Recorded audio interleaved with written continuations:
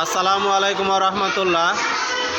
আপনারা দেখতে পাচ্ছেন এটি একটি মাস্ক মুখে দেওয়ার। এই মাস্কে সুন্দর করে লেখা আছে লা ইলাহা ইল্লাল্লাহু মুহাম্মাদুর রাসূলুল্লাহ, বাংলাদেশের পতাকার আদলে। আর আরেকদিকে লেখা আছে বাংলাদেশ পতাকা। এখন আমার কথা হচ্ছে যে এটা একটা মাস্কে এটা নাক ঢেকে আছে, মুখ ঢেকে আছে। এমনও হতে পারে যদি তার সর্দি লেগে থাকে তাহলে নাক দিয়ে পোটা বের হবে, মুখ দিয়ে মুখে লালা বের হবে, হাঁচি আসলে অনেক মুখে লালা জীবাণু বা পোটা বের হবে, এবং সেটা বের হয়ে কোথায় আসবে? কালেমাতে আসবে। কোথায় আসবে? কালেমাতে আসবে, লা ইলাহা ইল্লাল্লাহু মুহাম্মাদুর রাসূলুল্লাহ আসবে। ঠিক এটা তাই।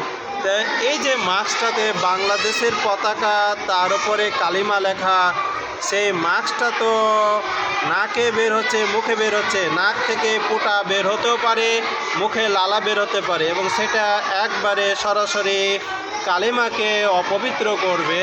তাই আমি এটা বলতে চাই, কালেমা এবং বাংলাদেশের পতাকার পবিত্রতা রক্ষার্থে যে যারা মাস্ক তৈরি করছেন তারা এ ধরনের মাস্ক তৈরি করবেন না।